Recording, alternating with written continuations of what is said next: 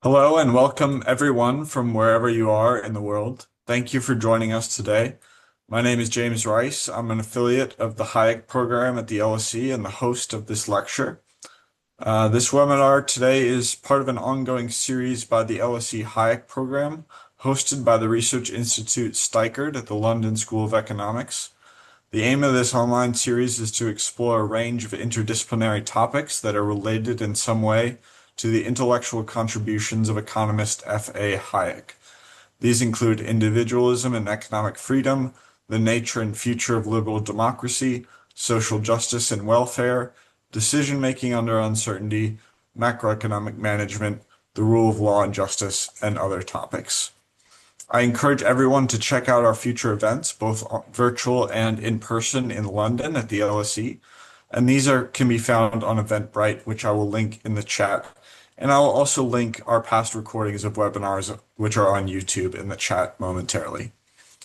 We're pleased to have a joint lecture today by two distinguished economists, Professors Robin and Kevin Grier, who will be speaking on market reform, democratization, and economic performance.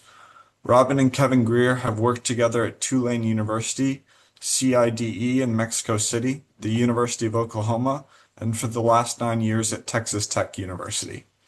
Kevin is the Gordon Tullock Professor of Political Economy at the Free Market Institute and Professor of Political Science in the College of Arts and Sciences at Texas Tech University.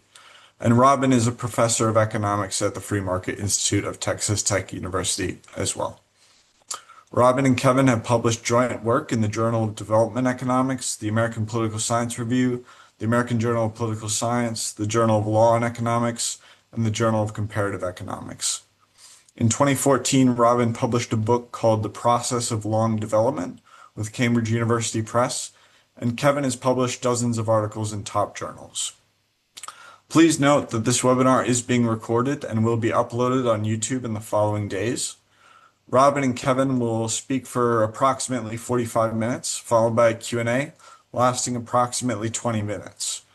You may drop your questions over the course of the presentation in the Q&A function at the bottom of your screen, and I will collect these questions and begin posing them to our speakers at the end.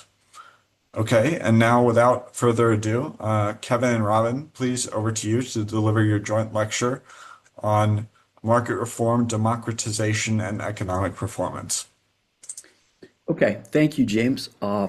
We're going to tag team this one. I'm going to go first, and then Robin is going to tap in and talk for a while, and then I will finish up, and then we'll both take questions. I just also wanted to say, like, Robin is not just like a really good co-author that we've been to all these places. We're actually a couple, been married, working on 32 years now. So it's been a life-work balance all wrapped into one. Anyway, when Brian first approached us and James about doing this, they asked specifically about our work on market reforms and economic performance. That's not, I mean, we've done that paper and we have newer work. So we're going to try to wrap up together like 2 or 3 different things all under this basic topic. So the paper that they were referring to, I think, when they invited to do this, is a paper called The Washington Consensus Works, Causal Effects of Reform. And we find in this paper, somewhat controversially, that good old-fashioned policy reform as embedded in the tenets of the Washington Consensus is on average quite effective in raising real GDP per capita. And you can see the bottom of the abstract there if you're so inclined. I was very happy the editor let us leave this in. We argue the policy reform baby was prematurely thrown out with that nasty neoliberal bathwater. So let me just talk a little bit about how we did this study and what its strengths and weaknesses are, and then we'll talk more about how we've moved on after this to try to further develop this relationship between economic policy reform, democratization, sequencing, and so on. All right. So we're going to use as our empirical proxy, for the Washington Consensus, the EFW, right? The Economic Freedom of the World Index, created by Bob Lawson and others from the Fraser Institute. The Washington Consensus is about sustainable monetary and fiscal policy, getting rid of subsidies, tax reform, market-determined prices, liberalization of trade and FDI, privatization, deregulation, and property rights. EFW maps that down to 5 categories: size of government, legal system and property rights, sound money, freedom to trade internationally, and regulation. And I've talked, before we wrote this paper, I talked to Bob Lawson a bit, like, is it okay if we say the EFW represents the Washington Consensus? And he said absolutely, that was his belief. And so we're pretty comfortable with making this sort of switch by talking about the Washington Consensus, but using this EFW index to measure policy reform. Okay. So we're going to not run like linear regressions on the index, which we'll talk a little bit about why we don't like that here soon. We're going to take, if you get a 1 standard deviation jump increase in your EFW score in a 5-year interval, we're going to call that you reformed. And we're going to require that 80% of the jump that you get is sustained at least over the next 5 years.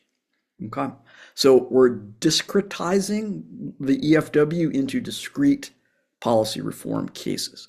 And we find in our sample, we find 49 of these. Sorry for the small print here. I didn't want to take up multiple slides. These are listed from the biggest jumps to the smallest jumps.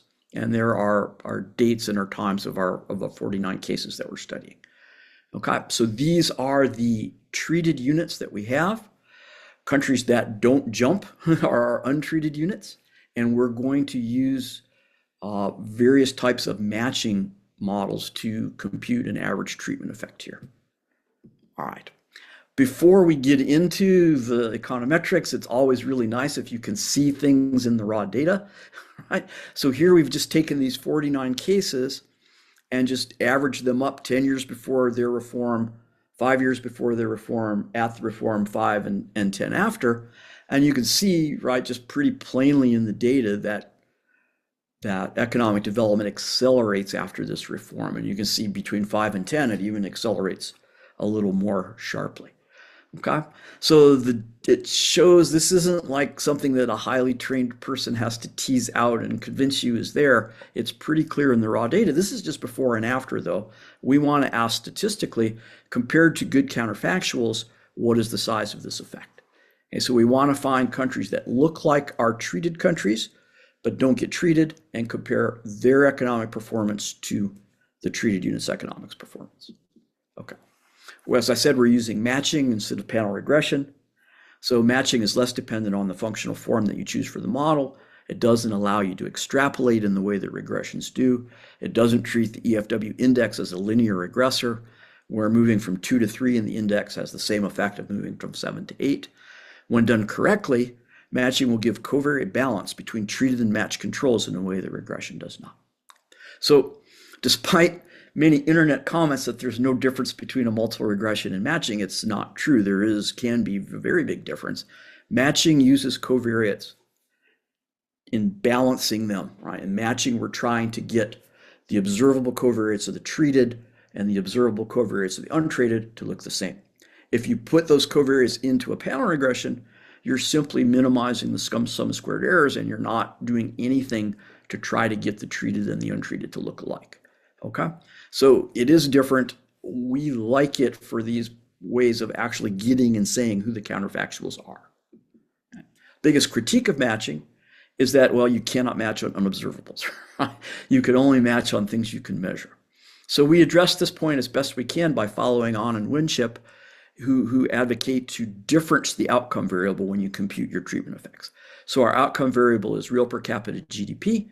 We're going to difference that and compute our treatment effects essentially on the growth rate. As they put it, using difference outcomes helps, can't see it. Well, you can read the quote there. And this effectively gives us sort of like a difference in difference style of removing fixed unobservables by differencing without having to impose linearity or allow extrapolation or any of the other types of things that regressions let us do. Okay. Let us do, force us do, let us get away with, however you want to think of it. All right, so here are our results in terms of these matching models on the growth rates. Stars mean they're significant, so you can see over 5 years, all those estimates are significant except for the first one, which is a 0.13 level.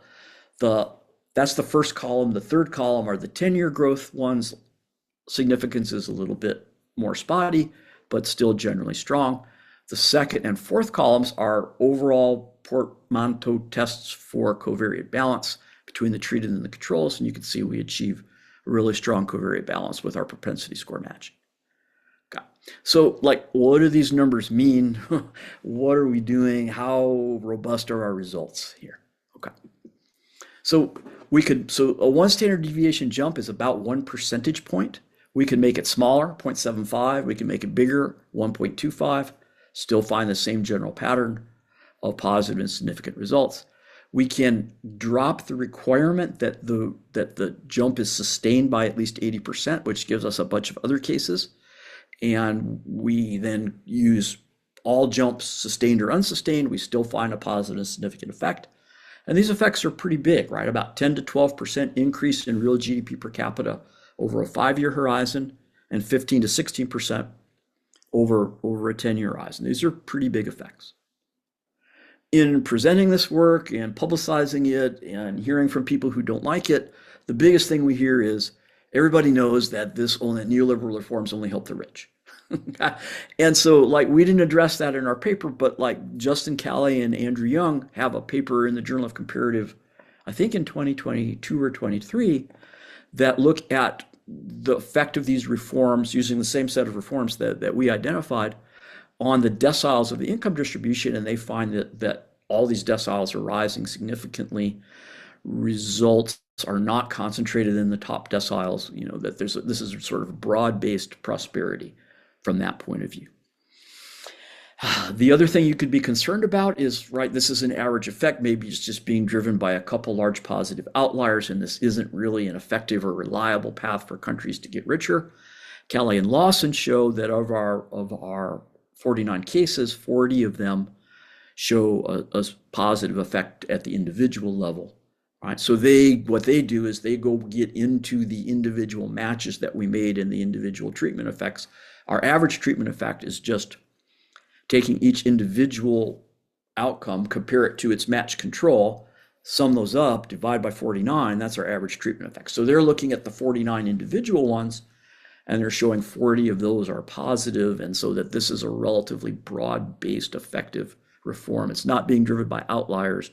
It's not being driven by exactly the way we define jumping. It's not being driven by requiring the jumps to be sustained. And it's broad-based prosperity. It's not focused on the top end of the income distribution when we look at where the gains go. So pretty good. Pretty happy with that. Okay. Why don't other people find this? Well, mostly they don't look, right? I would say, well, maybe a lot of them look before and after, but I mean, you can see it in the data before and after pretty clearly. If you just looked at our graph that we showed, you would think, maybe something's going on here. Mostly people don't really look, right? They're just worried about the neoliberal bathwater, and so they're willing to sacrifice the policy reform baby in their efforts to bash the neoliberal part of the movement. And those that did look, the few papers that did look, really only focus on trade, right? When a lot of papers write about economic reform, and they only talk about trade, which is just one fraction of the Washington Consensus or the EFW. So we're looking at like more broad-based reforms where trade may be a part, and we consider our findings as support for the effectiveness of a generalized reform along the lines of the Washington Consensus. And let me say these reforms probably are pretty generalized, right? A 1 percentage point change in the index is a pretty big change from one measurement period to the next. And it would be really hard to get that if it was just one component of the 5 components moving, right? If only one component is improving, the overall index is going up by 1, that would have had to gone up by like 5, right? Which just doesn't happen in the data. So our cases are cases where multiple components are increasing at the same time. And so we think of this as generalized, broad-based policy reform. All right. So that's a pretty fast seminar. That was our paper. This is what we found. Well, not so fast, right? There is another literature out there arguing that democratization drives economic performance. The most famous paper probably is, and best done, is probably Acemoglu 2019 Journal of Political Economy paper that argues that democratization causes 15 to 20% increases in national incomes. The issue is, right, they don't check to see whether or not it's accompanied by policy reform, and we don't do anything about is our policy reform or are our policy reform cases happening in democracies with democratization, in autocracies. So there's kind of these two literatures out there, both claiming their candidate does good stuff, right? And they don't really address the other literature. And I guess mostly that's more our fault than Acemoglu's, since his paper was published before ours. Okay, so we know that policy reform and democratization aren't orthogonal, right? They don't always happen in a vacuum unrelated to each other. So that kind of for us raised an interesting question. Do economic reforms drive the democratization result? Do democratization drive ours? Is there something about sequencing that's important for getting results? And so then I'm going to let Robin take over and talk about our first attempt to address this. Okay, thanks. We're going to do a quick switcheroo here.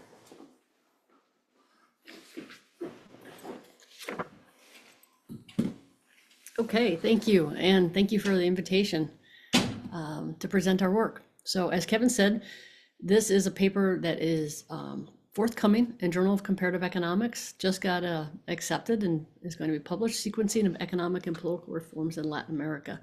So it's a small end paper, and we're currently working on sort of more ambitious or more broader based looks at sequencing of reform. But in this piece, we just sort of take 5 different cases in Latin America. So we find 3 different countries and 5 different cases where we can find all of the different scenarios of sequencing. So specifically, we start with the case of Brazil. And Brazil, let me switch slides here. Brazil had democratization and economic liberalization around the same time. So they democratized after a long military dictatorship in 1985, and liberalization took place right after that. So here we have a case of sort of simultaneous reform.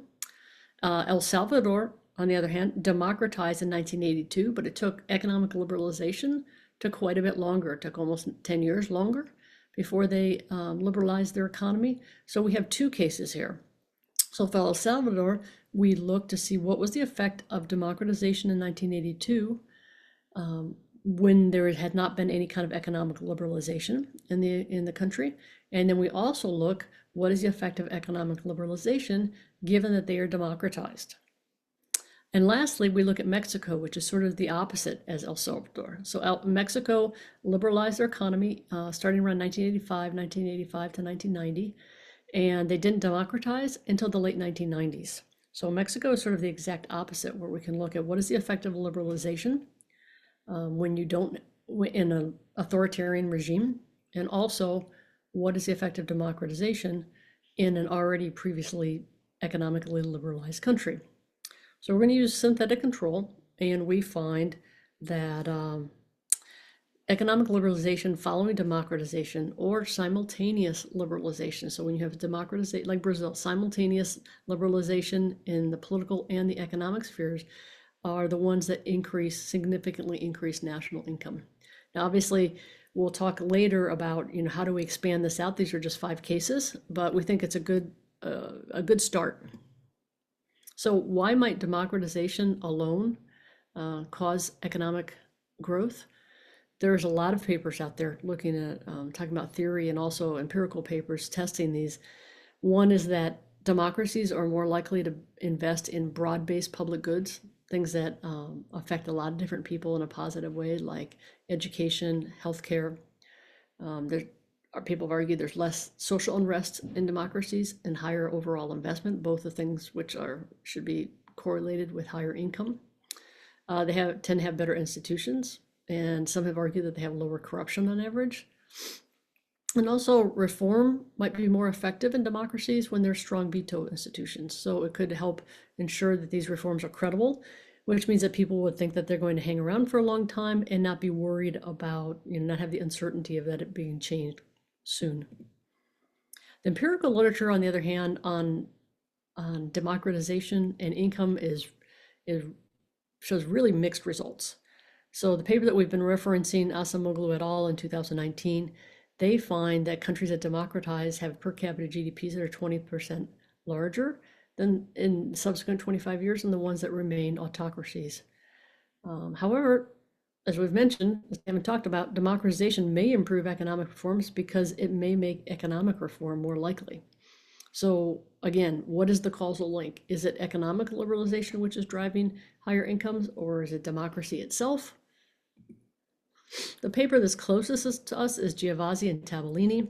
They argue that liberalization is often accompanied by other reforms, such as increased property rights protection and less corruption. If those are the cases, then you would expect to see higher income. So they do two-way fixed effects in a sample of really broad-based sample, 140 countries from 1960 to 2000. They find that countries that first liberalize before they become democracies do better than countries that do the opposite in almost all dimensions, which is interesting. Again, we have a five case sample, but we find somewhat the opposite. And we think we make several improvements over the approach. One is the most basic, in that theirs was published a while ago, and so we have extra 20 years of data that we can use. They measure, as Kevin had mentioned before, which is very common, they measured economic liberalization solely as trade liberalization, which is a pretty narrow measure of overall sort of economic freedom. And we're using economic freedom of the world, which is a much more comprehensive measure. They measure democracy when the Polity 2 score goes from negative to positive. And we argue that it's not clear that just going from, like, say, -1 to 1 on the scale should be considered democratization. And we're using Acemoglu et al.'s measure of democratization. Polity 2 score is only one part. They look at 3 different measures of democratization, and they make sure that at least 2 out of the 3 agree that democratization happened that year before they accept it as evidence of democratization. And they use a two-way fixed effect model, which has been proven to be somewhat problematic. And let's try to move that there. Oh, wrong one, sorry. That's odd. There we go. Goodman, Bacon, De Chase Martin, I'm not going to pronounce that right, and Baker et al. Show that when treatment is staggered, so just simply the treatment isn't something that happens to all countries all at once at one time. Countries have they may liberalize at different years, they may democratize different years. Treatment effects are dynamic, means they're not sort of just one treatment effect over time, they change over time. That TWFE estimates might be biased and even possibly incorrectly signed. If the dynamic treatment effects are unequal, the problem is even worse. And by unequal, I just mean that, and Kevin will go over this a little bit more in a few minutes here, but by unequal, essentially, like, the countries that it's possible for a treatment, the countries that get the treatment like initially, early on, might have different dynamic effect than ones that get treated later on, in which case that can be a big problem with two-way fixed effects too. This is because regressions will automatically use treated units as controls for later treater units, which is a big problem. And synthetic control avoids this problem completely, as it only uses never treated units to create the counterfactuals. So we choose a donor pool of countries that did not experience any of the same treatments as our country, so democratization or a jump in economic freedom of the world, and that gives us a maximum of 27 potential donor countries. We use a variety of covariates, although if you saw our paper, if you see this paper, we have in the appendix, we do some all lags models too and get similar results. So we use several lags: the outcome variable, investment, sort of the variables that you would expect in like augmented solo model, government consumption, exports, all as percentage of GDP, and a measure of the rule of law from Varieties of Democracy. Okay, so let's look over some results here. Here we have Brazil. And the treatment we have it shaded because democratization was in 1985 and the liberalization happened between 85 and 90. And you can see that before 1985, the synthetic Brazil tracks really pretty closely with Brazil. And then you see a big divergence afterwards. At the beginning, like by 1985, I mean, those are pretty close in terms of real per capita income. Those lines are pretty close. By the end, Brazil's actual income is about twice as high as the synthetic would have predicted. And then this next figure we show the p-values, and so the length of the vertical bar is the estimated treatment effect, and then the little number on top of it is the p-value for that treatment effect. So 9 of the 15 of the treatment effects are significant at the 10% level or better, which, at least in the case of Brazil, we conclude that concurrent treatment, meaning that they had democratization and economic liberalization concurrently, led to significantly higher income than we would have otherwise expected. Next, we move to El Salvador. So there's, of course, if you remember, there's 2 cases for El Salvador. This is the first one. This is democratization in 1982. So this is democratization without economic liberalization. Okay, so this is the treatment year is no longer shaded. It's just 1982. And you can see that it doesn't track as well as Brazil, but it tracks reasonably well in the pre-treatment period before 1982. And after 1982, we see that synthetic El Salvador is indeed outpacing actual El Salvador. But if we look, it's not by a very large amount quantitatively. And if we look at the p-values for the different treatment effects, we see that they're all extremely insignificant. So it's outperforming the counterfactual, but underperforms the counterfactual, but it's really a small amount and statistically insignificant. So it did not seem like democratization, in this case, democratization without liberalization did not have any positive effects on the evolution of El Salvadoran income. Now, there's another case with El Salvador. So this is from 1990 to 1995. This is when they liberalized their economy. And so that's why it's shaded. You can see that the pre-treatment, we match really very well. And you see a big difference between after the treatment year. So you have El Salvador vastly outperforming synthetic El Salvador. So El Salvador's income per capita, real per capita income, ends up to be about 2.5 times as much as the synthetic. And we look at the treatment effects, the p-values for these annual treatment effects. You can see that they are very significant. And so we conclude, at least in this case, that economic liberalization after democratization has a really large, quantitatively large and statistically significant effect on national income. Lastly, talk about Mexico. So Mexico, as I mentioned, had exactly the opposite as El Salvador. So Mexico liberalized their economy before they democratized. It happened between 85 and 90. We get really pretty good pre-treatment effect.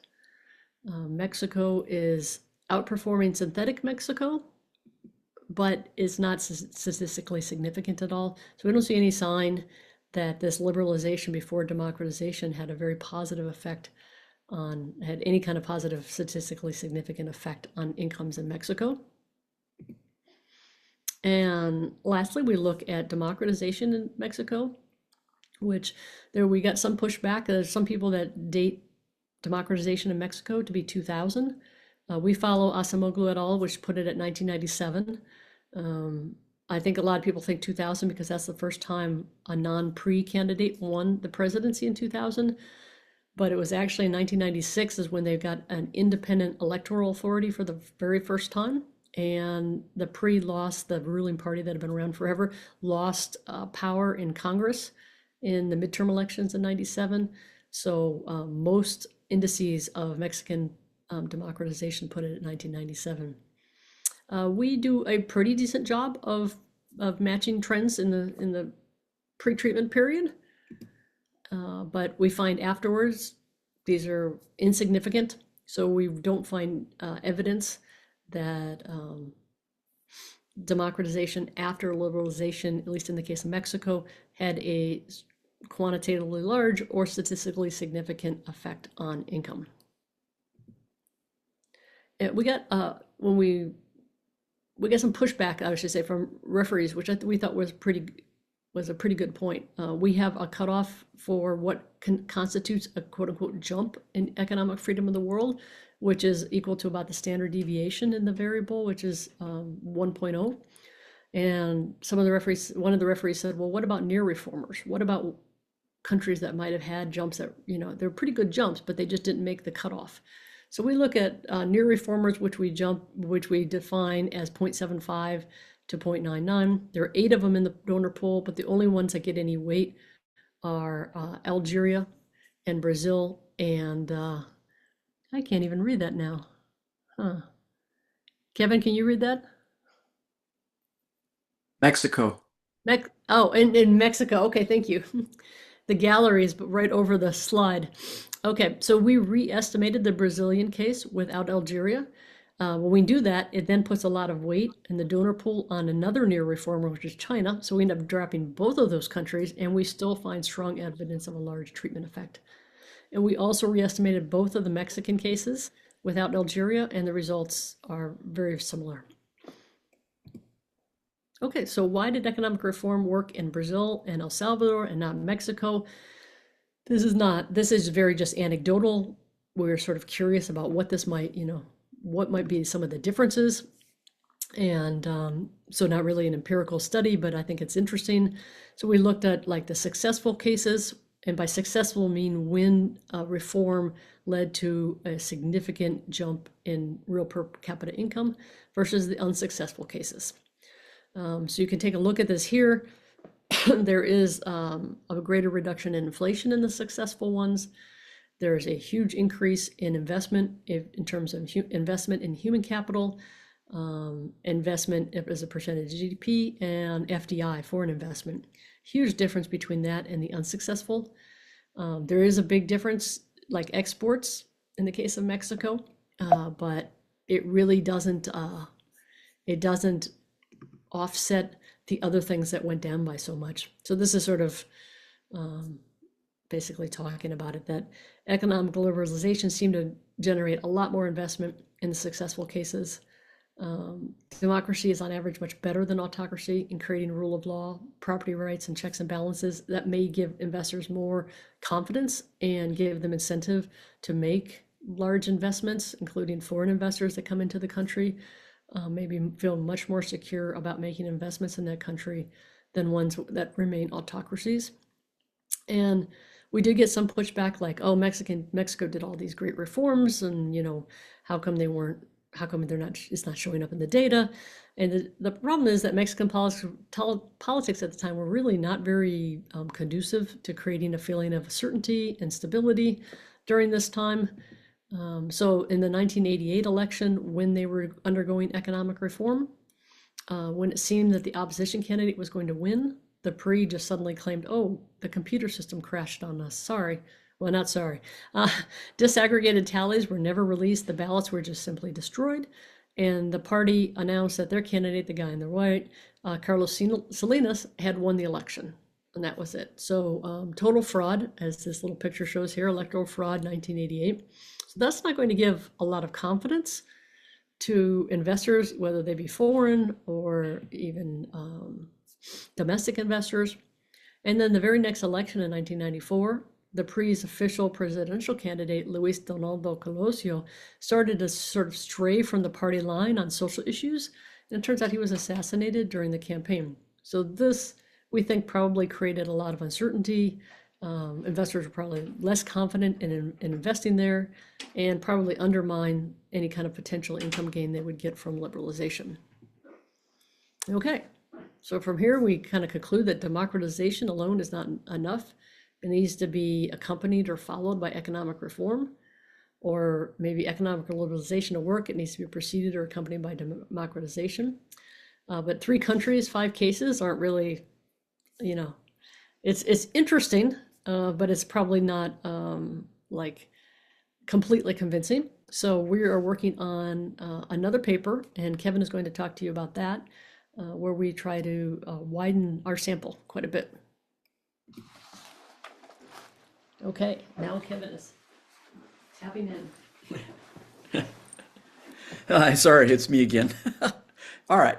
So as Robin was saying, like I love 3 countries, 5 cases, get it published. That's that's fantastic. But we want to try to just keep working on this, right? So we decided to take the first piece of this. So the draft paper that we're working on is called "Is Democracy Enough?"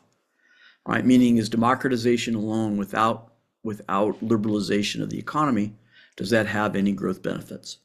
So the way we're doing this is we're going to just systematically take all countries who democratized, according to Acemoglu, where their economy was not free and they don't subsequently liberalize. And we're going to estimate the average effect of democratization alone on economic performance. Justin Calley is a co-author with us on this project, and this is one of the things we're currently working on now. Okay. So our case selection rule, all Acemoglu democratizations where the EFW score is less than 6, no subsequent EFW jumps in the 10 years following. We get 23 cases. For controls, we're using the unfree non-democracies. Okay, so less than 6, not democracy according to Acemoglu, and the treated units before their democratization, right? So the never treated and the not yet treated would be the way to think about that. Okay, here are our 23 cases and the date of which that happens. We have some cohort years where, like 1991, where there are multiple cases going on, but generally speaking, it's just 1 or 2 in a particular treatment year. Okay, so these are our 23 cases of unfree economy, democratizing, and not liberalizing in the next 10 years. As Robin had talked about briefly, when treatment is staggered, like it is here, right? Some are treated in the 70s, some in the 80s, some in the 90s, some in the 2000s. Simply using two-way fixed effects, right, isn't going to give us like anything like a treatment effect, an average treatment effect that we would think we would want, like from diff and diff, right? So, but biased and possibly even incorrectly signed, because as Robin said, regression will automatically use early treated units as controls for later ones. We're going to, at this point, we're using just the Callaway-Santa Ana estimator, which was the simplest one to get up and going. When you see what our alternatives are, we'll talk about at the end. Okay, the way the Callaway-Santa Ana works is it estimates an event study for each cohort year and then averages those up, or weighted averages those up depending on the size of the cohorts, to an overall average treatment effect. Computing standard errors is a little hairy in that situation. We're bootstrapping them, wild bootstrapping them to do that. So that's kind of the what's going on. But let's talk just for a minute. Let's talk a little bit more about the issues with two-way fixed effects and what we mean by these dynamic or heterogeneous treatment effects. Okay, so this slide is from a paper by Andrew Baker and others called "How Much Should We Trust Staggered Diff and Diff Estimates?" This is done in an accounting and finance setting.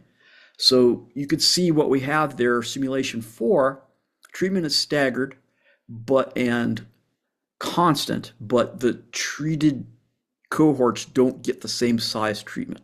Okay, so if you look at this, the red line gets treated in 1990. There's a discrete jump there, and it moves more or less constantly across the rest of the sample.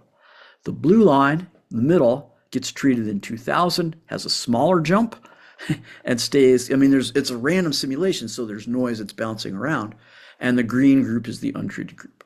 Okay, go below that for simulation 4, and you can see what happens is we get an underestimate of the coefficient. It should be between 11.11 and 0.12, and we're estimating at about 0.095, but we're in the ballpark. Simulation 5, let the treatment be staggered but dynamic meaning the size of the treatment effect changes over time, but the treatment effects are equal. So again, the red group gets treated in 90, is continually rising. The blue group gets treated in 2000, continually rising at the same rate. And the green group is the never treated.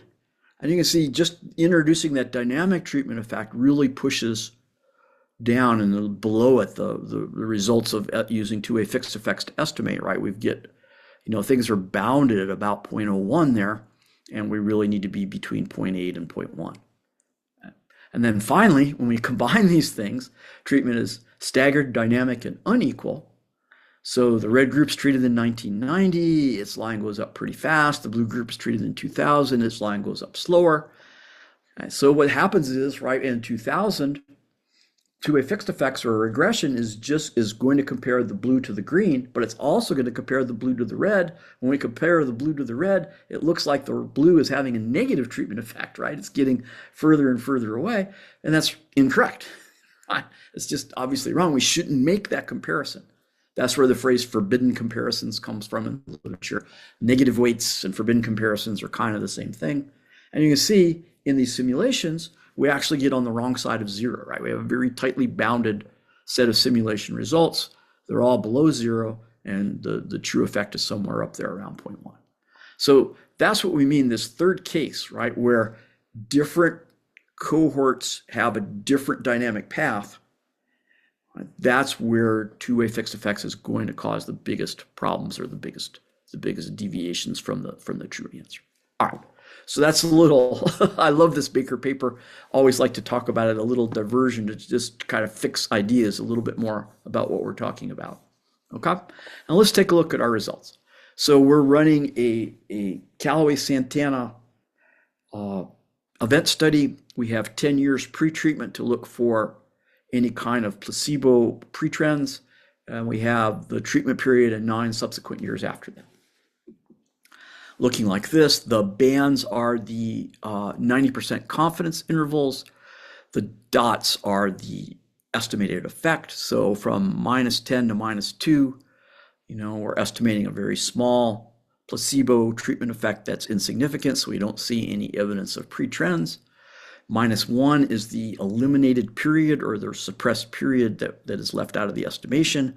So all of these estimated treatment effects, both the placebo ones and the treatment period ones, are relative to period -1. And so for example, like in period 3 there, that coefficient that we're estimating is essentially just the coefficient of a diff and diff, where the base period is t-1 and the outcome period is t+3.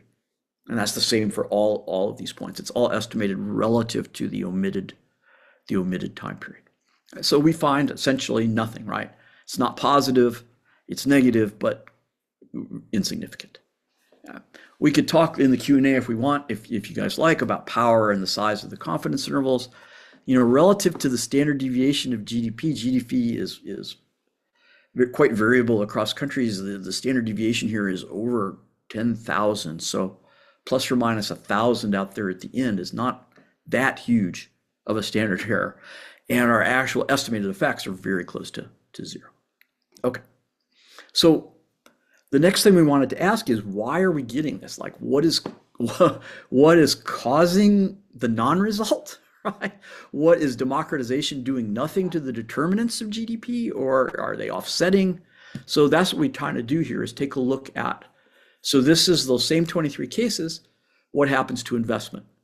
No significant evidence of pre-trends, and nothing significant in the treatment effect, in the treatment decade, excuse me. Here, the average level of investment is about 0.2. The standard deviation, I think, is around 0.1. So these are relatively small standard errors, and our treatment effects, estimated treatment effects, are insignificant and quite small. Okay, so one reason why we're not seeing democratization in unfree economies raise growth is partly because it doesn't raise physical investment. This is the index of human capital from the Penn World Tables. Same thing, we see that if anything, this effect is negative and approaching significance. So we're not seeing an increase in human capital, we're not seeing an increase in physical investment. So it's not too surprising that we're not seeing an increase in GDP. So like, are these just like democratizations? Are we doing something wrong? Were we estimating these things incorrectly? Well, let's take a look at a couple other indicators. So this is corruption. And again, we see nothing, zero, right? Relatively precisely estimated, looking at the scale of the vertical axis, relatively precisely estimated null effects. This is from VDEM, VDEM's measure of political corruption. This is also from VDEM, their measure of property rights. We see almost a significant treatment effect, right? Property rights are higher, and a couple of those periods, 2 and 3 and 4, are almost statistically significant. So we do see democratization having some sort of effects, right? Property right legislation or property right security is stronger, And this is the VDEM, one of VDEM's measures of rule of law. It doesn't matter which one we use, we get the same thing. We actually do see a positive and significant effect. Okay, so these democratizations and unfree economies are doing some of the things Robin's talked about that would enhance economic reforms, right? They are creating some more secure property rights. They are creating a stronger rule of law. But because our argument would be because the economy itself isn't free, those safeguards don't really matter, right? If you can't really open a business and you can't export and you can't like have competitive labor contracts and you're worried about inflation and inflation variability, it doesn't matter so much if your property rights are secure. It's not going to produce significantly more output. At least that's kind of what we're talking about or what we're thinking about at this point. Okay, so democratizations and unfree economies with no subsequent liberalizations do not raise incomes because they do not raise the inputs in the solo model production function, physical capital, human capital. And notice like TFP is just a residual. It can't be rising. Total factor productivity, it can't be rising either. If GDP is null and the measured inputs are null, then we're getting a pretty consistent relationship, meaning TFP growth must be null or not different than the counterfactuals. It doesn't lower corruption, so kind of a problem. And it does have positive effects on property rights and rule of law. They don't translate into output. Again, our argument is, and we haven't proven this yet, because the economy is not free, so these safeguards aren't that valuable. All right. Next steps that we want to do on this last project, we want to refine the controls. We want to think of maybe estimating these 23 cases by synthetic control, where we would need a specific cohort that's not treated over the same 20-year interval, or maybe even a longer interval if we're going to do synthetic control. We could also consider doing stacked and weighted event studies, and that again requires kind of a unique set of controls for each cohort. What Callaway and Santana, what we're doing is just using every country year that satisfies non-democratic, non-free economy. And countries can come in and out, and they might not be in there for like a full 20-year interval. So we want to refine and perfect our controls a little bit better. And then there are others, and just like we had multiple cases in the Latin American case, right? There are other cases to think about.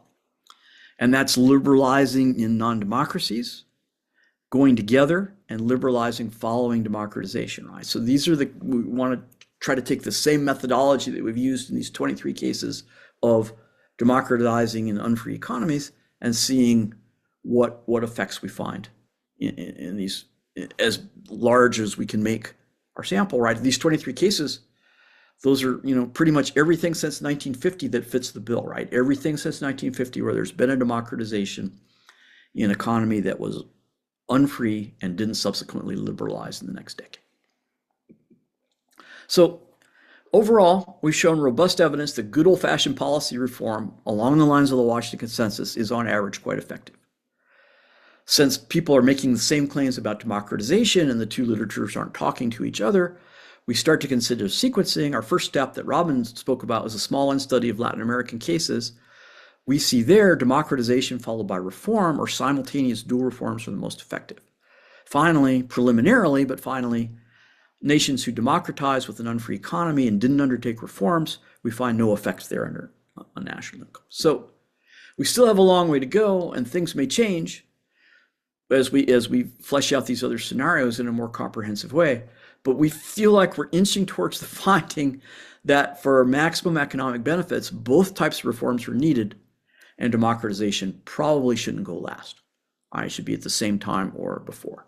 And interestingly, right, that's the opposite of the paper we said earlier was closest to ours, the paper with Tabellini and his co-author, right, that used two-way fixed effects. So we have more data and a better model, and we're leaning towards thinking we're getting, right, the opposite sequencing, right, that democratization before economic liberalization, where they were claiming the other. All right, so I think we are more or less done here. Hopefully we didn't talk too long. I'm going to open things up. This is us. This is our contact information. If you want to see our websites, contact us directly on email or Twitter or X, excuse me. And yeah. Okay, I'll stop there. That was amazing. Thank you so much, Kevin and Robin. That was an incredibly interesting presentation, and I know that I have a ton of questions. We have some questions in coming in from our audience, but I did want to ask one of my own in my role as chair, and so I sort of have two broad thrusts of the question, and one is, and this sort of reflects some of what I've been researching over the past couple of months in my PhD, but I wonder if you've thought about sort of you brought up the idea of the counterfactual, but it might be the case that instead of um, reform having an effect on performance of economies worldwide, it could be the case that uh, growth or performance of the economy has an effect on whether or not that economy undertakes reform in a variety of different scenarios. So I thought, it's kind of interesting this framing that you have where you sort of take reform as the independent variable in your regression models, but it could be also the case that there's these other macroeconomic factors that determine how and when reform is undertaken, whether liberalization is undertaken, and whether democratization actually becomes a salient policy issue in the country in question. So I wonder how you would respond to that sort of line of questioning. Robin, counterfactuals are kind of my thing, so do you mind if I if Please I go answer ahead. this one? Okay.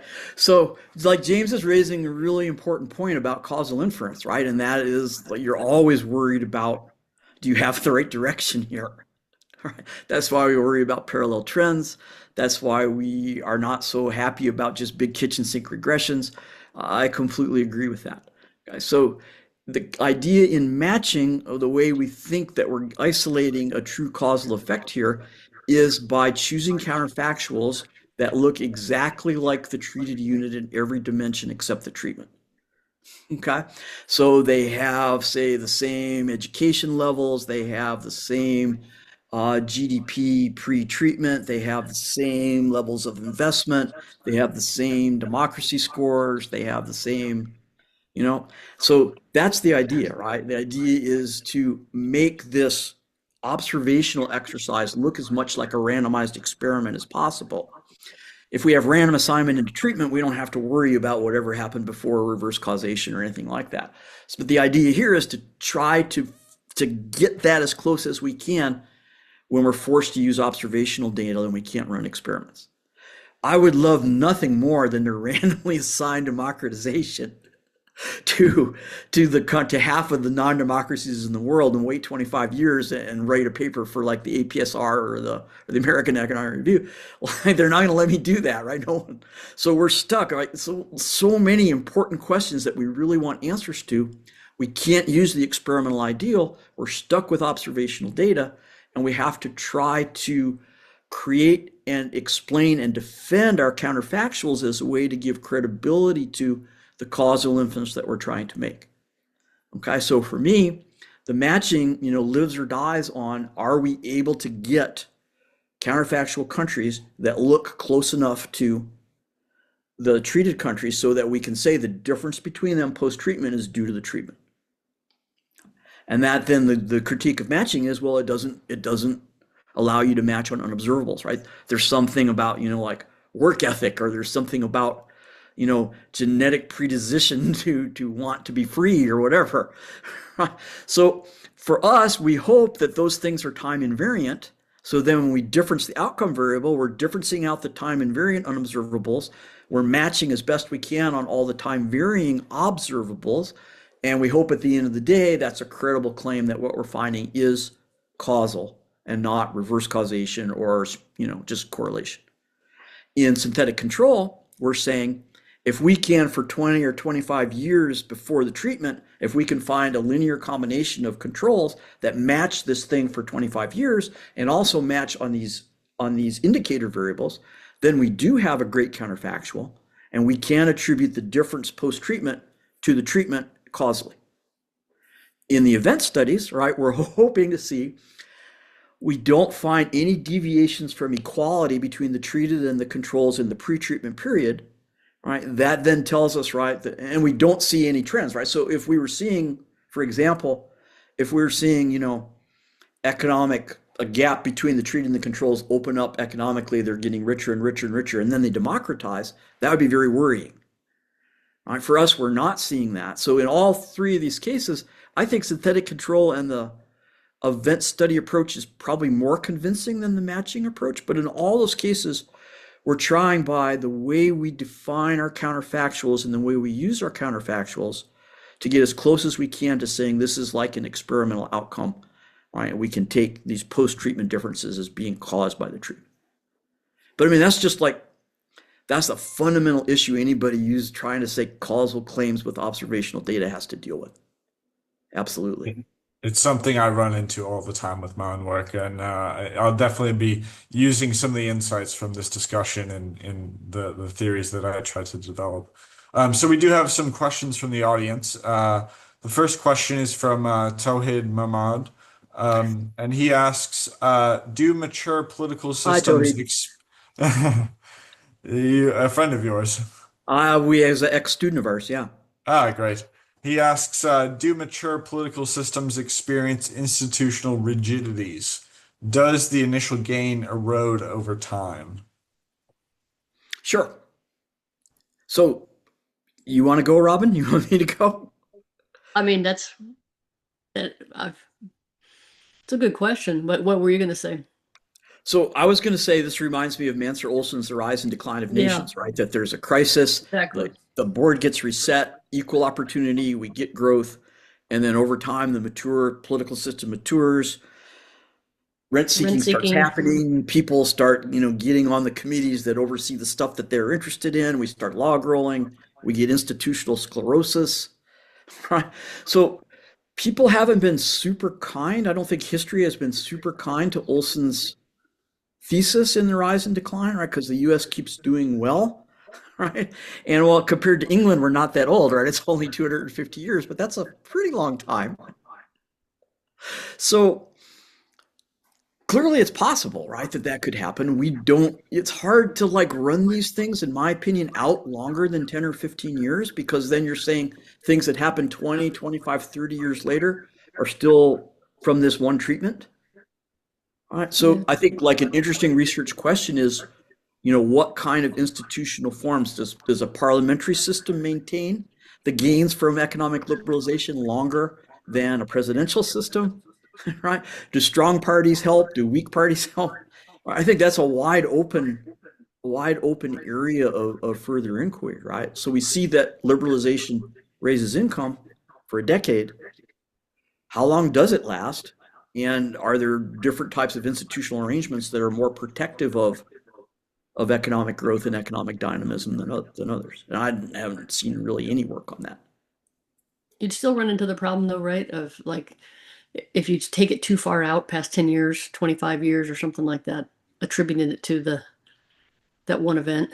Okay. Um, These but tools are yeah, you said it really much not better made. than I did, but I was thinking definitely Mansur Olson and sclerotic state and rent seeking, and that you have during a crisis, you have an opportunity to sometimes make some big changes that you wouldn't otherwise. Yeah, I mean, there are people that argue that democratization makes you less likely to liberalize because of those things. And the longer that people get sort of entrenched interest, the less likely you're going to have um, that boost in economic freedom. But it's a very interesting question, so I don't know for sure. Yeah, it's a good question. So the next question we have is from Cesar Martinelli, who asks, the 1990 economic liberalization in El Salvador was contemporary with peace agreements. How to disentangle economic liberalization with pacification? And actually, this chimes in with a question that I had as well, which is, what exactly do the controls that you use in these studies look like, and do they account for things like uncertainty, different types of economic downturns, and other things like including violence against the state or violence within the polity itself, or like how do you think about the difference between one singular measure of, say, democratization and the other things that go along with it, like free markets and stuff. Well, we do control for lagged values of real per capita GDP, rule of law, like I said, like investment, human capital, those kind of things. We do use those as covariates. Um, I would go. I guess Kevin, I think this is sort of another one for you on terms of counterfactuals. But having said that, I would say, Cesar, excellent question, and something that we probably should have at least addressed in the paper. Um, Probably at least a footnote or something would have been a good idea. But Kevin, do you want to say something about counterfactuals? So, like, I guess Cesar has us at a disadvantage because I wasn't aware that there were peace agreements. So that's like our bad for not knowing the institutional details well enough of our cases, right? I didn't think that. So, yeah, I'm just ignorant of that. But if it's the case that there's two treatments at the same time, the modeling that we're using cannot disentangle those two treatments, right? Absolutely not. Like just in the case of Brazil, we can't say what part of that increase in GDP that we saw in Brazil is due to democratization and what part of it is due to uh, economic liberalization. We have to say this is the effect of doing both of those things at the same time, and there's no way to disentangle. So I guess we should say in El Salvador, this is the effect of getting peace and liberalizing your economy at the same time. But we do rule I of got to go law, back and right? see if Cesar's just. I'm sorry. Go ahead, Rob. We do have like covariate balance and like rule of law, right? So that would you're Right. sort of using countries that might also have issues with rule of Right. law. I don't know. I would have to give it some more thought. I think the peace agreements were, I was looking them up in 1992, so they would be contemporaneous. Um, How you much know, violence was there? I mean, was this like a Guatemala situation, or was this? I, Yeah. I'm not gonna. Okay, let's let it go. Better to look it up because I don't know, like in the 5 years beforehand, what it Yeah. was. Okay, that's a great question. Yeah, excellent question. The next question is also from Cesar, and it's quite similar actually. It One says, one question per customer. one question per customer. Yeah, I mean, it's essentially asking a more nuanced version of the original question. So I'll let you reach out to Cesar in the future if No, you'd that's like. fine. But Go ahead. Go ahead, James. I didn't mean to okay, okay, stifle. okay. Yeah, I'm sorry. I was just The joking. question is maybe pacification or lack of has an independent effect from democratization. So that was essentially the similar Yeah. question to what you just answered. Right. But Could very well be. Yeah. Yeah. yeah. One final question, and then I think we'll wrap up. Is for me, and in the absence of other questions from our audience, and it's really to maybe drill down a bit more on sort of the extraneous studies that you do on, say, like corruption, on democratization, or other factors that deal with the drivers of the increase in democratization, liberalization that we've seen in these regions over time. So maybe the two of you jointly or one at a time could maybe just speak of what kind of interest you have in these other drivers and how they may affect different factors, including democratization and the rule of law and liberalization in these economies that you see, like including corruption, but also dealing with other types of economic issues. Okay. So Robin and I and another professor at Texas Tech, Jamie Pavlik, have a recent paper studying corruption reforms in the same way that we studied economic liberalizations.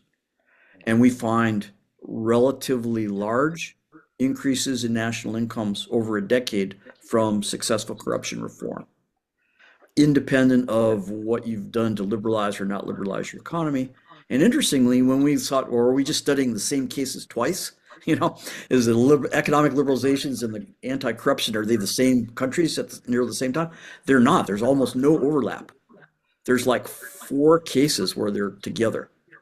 So like anti-corruption reform is happening in the world independently of economic liberalizations, and we find it has a pretty strong positive effect on national income. It's a lot rarer, like economic reform's pretty rare, 49 cases. The corruption reform is even rarer. It's like 20 some cases. So we talk a little bit about how this is like just it must be hard to do, right? Because it seems like almost like a free lunch. If you could like tamp down corruption by a standard deviation, you could get your country could be 15% richer. That seems like a really good deal.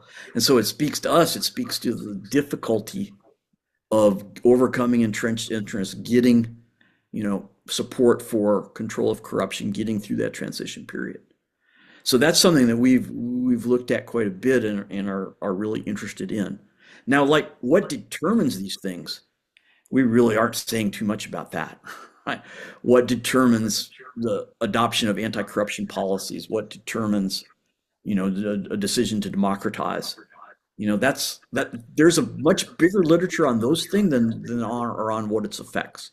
We've kind of specialized on what are the effects of these policy changes, and kind of left there's a huge literature in political science about the determinant. We've done the same thing with coups, right? We have a bunch of new That's what I was papers now thinking, yeah. about the economic effects of coups, and it's great. It's crazy, but it was great for us because almost 99% of all the papers are about what are the determinants of coups, and almost 0% are about what are the effects of coups. So we had like unplowed territory to go in and write a pretty basic average effect paper and have some success with. So we've kind of focused on the effects of the things and not so much on the determinants of when they happen. Not that that's not important or interesting, but it's just not. We've found like more open lanes on the effects side. Right. Yeah. The other ones have been, and for whatever reason, have been much more explored. And there's been much less in the ones that we've chosen. More explored, but just as a final word, more explored, but not settled. Right? Yeah, that's true. I don't think we know like what determines when the country Yeah. democratizes with any kind of real clarity. I don't think we Yes. know what determines when a coup is going to happen with any kind of real clarity. So that's been the more studied question. It's not resolved, Yeah. but we've chosen so far just to focus on the outcome side. I'm thinking of like in Eastern Europe when like they'd say like, oh, it was this event that caused communism to fall. But like you could, I mean, that's just like going back in time and choose because it fell. So you look for, you could have gone and like find a ton of ones where it's like, why that one as opposed to this other event or this other event. And I think it's very, very hard to predict when the tipping point is for anything like a coup or a revolution or big reforms. Yeah. You would say, oh, well, it was really necessary, or oh, it was because of the corruption, or whatever. But you can always make that argument that the same was true like 6 months before that, or a year before that, or And from our point of view, like the causal inference tools that we're trying to use are way better suited for evaluating the effects of a policy than trying to predict the onset of a policy, right? So it's like when all you have is a hammer, everything looks like a nail. So we all have causal inference tools, and so we're doing policy evaluation essentially, and the factors that determine when the policy is undertaken is really not so far, at least as far as I'm aware, not that conducive to being studied with these kinds of tools. Lots of open questions to come away with. So thank you both for joining us here at the Hayek program this thank you, James. Wednesday evening. Thank you. It's it's This been was enjoyable. This was fun. Thanks. it's been a pleasure to host you, and we hope that our audience will look for additional events that are coming up. I've dropped the link to the Eventbrite in the chat, and with that, we will close the session. Thank you again, Kevin and Robin, for joining us tonight, and we hope to see many of you in the future at more Hayek program events, either online here or in person in London at the LSE. Thanks so much. Thank you. Bye bye.